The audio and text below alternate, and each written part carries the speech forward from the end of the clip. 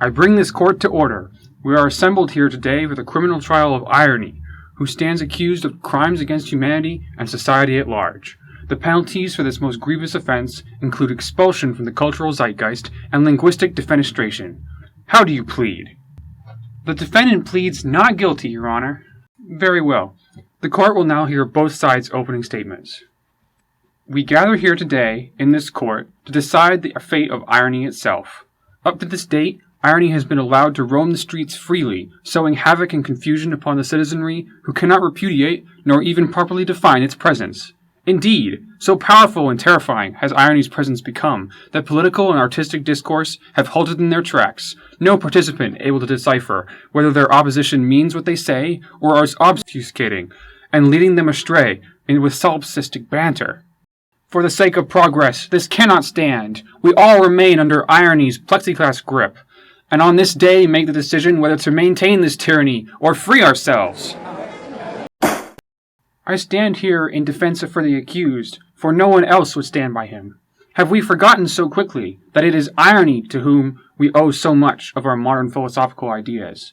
Indeed, when the time came for battle on a social and moral front, there was Irony, standing firm in the face of intellectual artillery and explosive rhetoric, acting as a bulwark against the crushing apathetic force of a society that had gone too long without self-reflection. Without Irony, there is no recourse, no ability to challenge the status quo and confront it with its failings.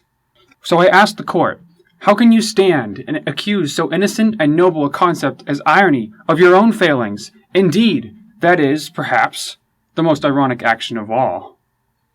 We will now call forward the witnesses to testify on Irony. Kafka, step forward. So, Kafka, how would you say that Irony has affected your work? Well, when society bears down on us, crushing our spirits under its iron heel and making us feel like tiny insects, I use Irony to examine the nature of our relationships. I try to expose the reality of our situations by flipping cliches on their backs and watching their little legs squirm around.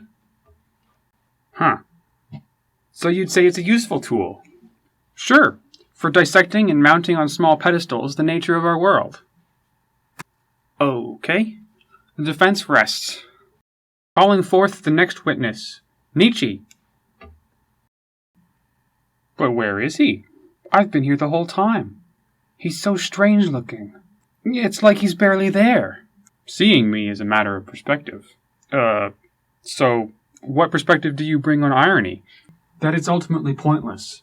You guys can sit here in this big room, debating on society, and nature, and God, and art. But do you know where you really are? If you looked outside, you'd realize the world there's nothing there. Outside this room, nothing exists. What is he talking about? This court is the construct for the abstract and allegorical discussion on the nature of an immaterial concept. It exists in a virtual space, which exists as electronic data, on a physical device which, when it reaches the end of its lifespan, will be destroyed, and this universe will be as though it never existed. What does that mean? And, ultimately, with the heat death of the universe, which contains the specter of this ephemeral thought, it will be as though none of this ever existed. Even the words that we use to describe it will be meaningless scribbles, and we'll all be none the wiser. Well, I'm finished here. I'd better go, although it will seem I never left. Things act oddly when you realize that artificial barriers between objects are merely the constraints of our minds. Bah. What the actual hell? And finally, we call forth Wallace. He's more or less right, you know. Though that isn't a good outlook to have. And what would be a good outlook to have? It's quite simple, really. We have to be truer to ourselves.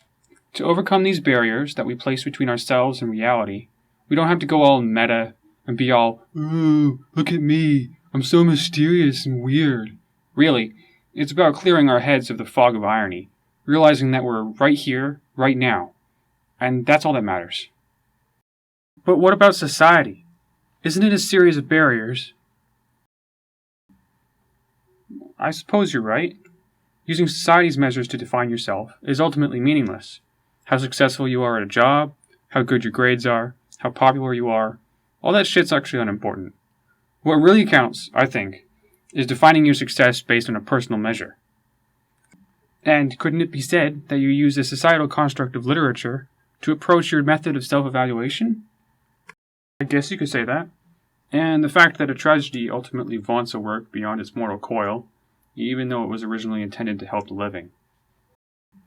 So, ultimately, in a greater sense, my work is ironic.